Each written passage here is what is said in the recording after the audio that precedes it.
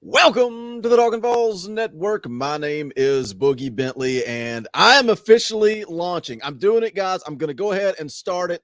You heard it here first. I am launching the 2022 Hendon Hooker Heisman campaign right here on the Talkin VAWLS Network, because why not? We are seeing a guy in Hendon Hooker get better week after week in this Josh Heupel offense. There's no reason why he can't return to Tennessee next year and go directly into a Heisman Trophy campaign. Call me crazy, but let's look at some of the numbers. We're talking about a guy that leads the SEC in quarterback rating. He leads the SEC in yards per passing attempt, third in completion percentage, fourth in touchdown passes. The interesting thing about that, a guy that's fourth in the SEC in touchdown passes, he is 12th in passing attempts. 12th. Bryce Young leads the league with 28 touchdown passes, and he has thrown 118 more times than Hendon Hooker. So how good can he be in a full season? That's the thing. When we look at Hendon Hooker's numbers and what he has done, he would put up some Xbox numbers in that Bowling Green game. But I want to take a look at an article here. We're going to kind of go through some of these numbers. Obviously, the big conversation that's going to be had is whether or not Hendon Hooker comes back next year. But we'll get into it. As always, guys, do me a favor. Go ahead and smash that thumbs up just below the video. If you're new to the Talkin VAWLS Network, you're wondering what this is. We're not experts. We're not insiders. We don't pretend to be media or some fancy channel. Nope. We are fans. This is for the fans, by the fans. We are just like you guys. If you enjoy the content here, go ahead and subscribe. Click that bell for notifications so you don't miss out when we go live, when we drop new content. A lot of schedule changes coming up over the next few weeks because it is basketball season. So Dauber and the Indy Kid will be going live Tuesday night immediately following the basketball game. So if you enjoy the basketball program, make sure you jump in for that. Football show is going to be moved to Wednesday night, 7 p.m. Eastern time, and then also Saturday immediately following the game against Georgia. But just make sure you're subscribed. Don't miss out. Follow us on all platforms of social media. We'll keep you guys updated with the schedule. But let's go ahead and jump into this article. It is from Rocky Top Insider, written by Rick Butler. Inside Hendon Hooker's record-setting night against Kentucky. Let's take a look at it here. It says on Saturday morning, hours before Tennessee would take the field against the 18th ranked Kentucky Wildcats in Lexington, ESPN aired a feature on VAWLS quarterback Hendon Hooker. If you've not seen that, I encourage you to go check it out. If you go to the SEC Network on Twitter, you can find it. Good little 4 or 5 minute video about Hendon Hooker and his family.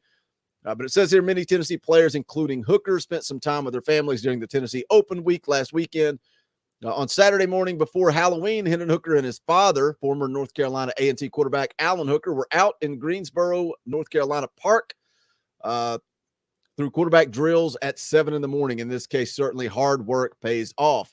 1 week later, Hooker didn't just have the best game of his Tennessee season. No, he very well may have had the best game of his entire career. And that goes back to the point I was making.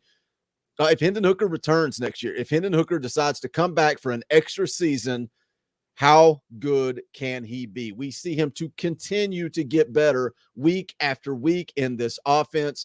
At the beginning of the year, the whole Joe Milton thing, Joe's taking all the first team reps. As Hendon Hooker took over and kind of won that job, he has gotten better week in and week out. Says here in total, while leading Tennessee to a 45-42 win, Hooker was 15 of 20, 316 yards, 4 touchdowns, and no interceptions. Against Kentucky, Hooker set a new career high in passing yards and passing touchdowns. Additionally, 75% completion is the highest percentage of his Tennessee career with a minimum of 20 passing attempts.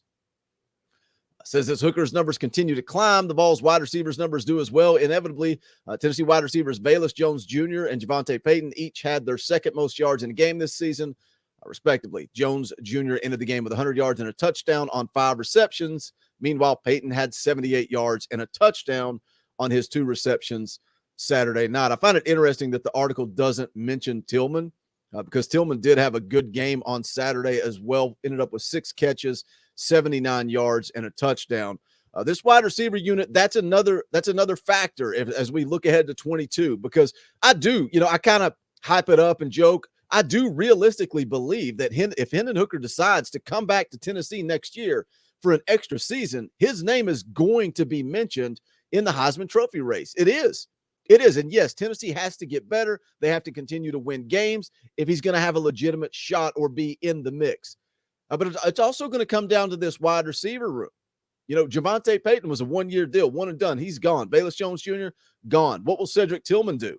Because Cedric Tillman's a guy, he's tied for the lead with Bayless Jones on the team for receptions. They both have 36 catches, both similar amount of yards.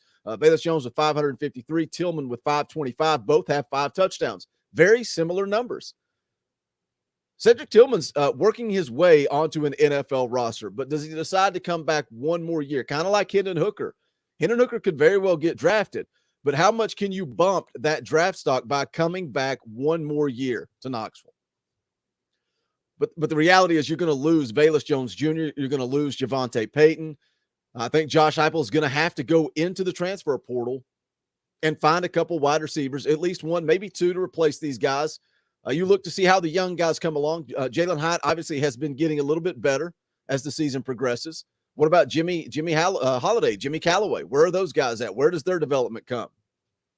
But I think Josh Heupel is going to be able to go into that transfer portal, and what wide receiver, what quarterback isn't going to want an opportunity to come to Tennessee and play in this offense? It's proven now, guys. He already proved it at Missouri as the offensive coordinator, but some people may still have questions. He has proven that this offense works in the SEC. Going back to the article here, it talks about how throughout the season, it really has been noticeable to see the bond that has been forming between Hooker and his receivers. Not only that, but the bond that each of them shares with Josh Heupel is invaluable as well. For example, in every game this season except one, Hooker has thrown for more yards than the previous week. You can see there it kind of runs down the numbers. Again, I would love to have that Bowling Green and Pitt game with Hendon Hooker starting and see what his numbers look like.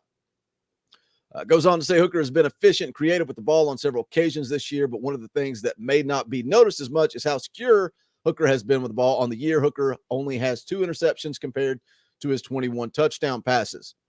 This is an interesting little stat number here. I like this. 17 FBS quarterbacks have thrown 20 or more touchdowns this season. This comes from Tennessee Communications Director Bill Martin. So 17 FBS quarterbacks have thrown 20 or more touchdowns. Of those 17, Hooker has thrown the fewest interceptions, 21 touchdowns to 2. That's pretty interesting stat, man. To throw 21 touchdowns to 2 interceptions, that's a big time ratio. It says the consistent improvement to Tennessee's team also is a testament to the players' belief and trust in Heupel and the coaching staff. Here's a quote from Bayless Jones Jr. Says, "Man, I love coach's mentality." Says, he's going to go. He's going to go for forever. He's going to fight. That's how you can expect that coach is going to fight. We knew that we were going to get points up on the board. Everybody just had to follow through with the details and stuff like that. Everybody had to be on point. And so, that's what happened. We came up with a field goal, and that was a huge part of the game. I love coach's aggressiveness. The Indy kid talked about that in his day after video yesterday. It's something we didn't really get into in the post game. That aggressiveness right before the half, and not just on the offensive side. Big time stop for the defense right before halftime. When Kentucky decides to go for it on 4th down, big time stop right there. And then Josh Heupel comes out, gets aggressive, goes down, gets the field goal, and that makes the difference in the game. Says here, Tennessee's final 3 opponents in the regular season in order are number 1, Georgia, South Alabama on homecoming, and then Vanderbilt after Thanksgiving. Bulldogs will be a challenge unlike anything else Tennessee has seen in this season, especially from a defensive perspective. However, the Vols then close with 2 very winnable games. Yeah, this team is staring 7 wins right in the face and a bowl game. Love it, man. I love it for this team. Everybody seems to love this football team. The grit, the fight, the determination that they show. They haven't quit in a single game. Big time challenge Saturday inside Neyland Stadium as number 1 Georgia comes to town. Should be a great atmosphere in Knoxville. And it's an opportunity. It's an opportunity to continue to show that this offense works in the SEC. It works. So I'm excited to see what they can do. Obviously, tough challenge. I think I saw that Georgia's favored by 3 touchdowns. But let's go ahead and launch it. Let's go ahead and start at the Hendon Hooker Heisman Trophy campaign. Leave me a comment. Let me know. Do you guys think I'm crazy? Do you think I'm off base? Do you think if Hendon Hooker returns, what are the odds that his name is going to be in the mix? I like the idea of Hendon Hooker having a full offseason as the guy, full spring camp as the guy. more time in this system. I would imagine he's only going to get better. I think the future is bright. Hendon Hooker needs to come back to Tennessee. And let's go ahead and launch that 2022 Hooker Heisman campaign.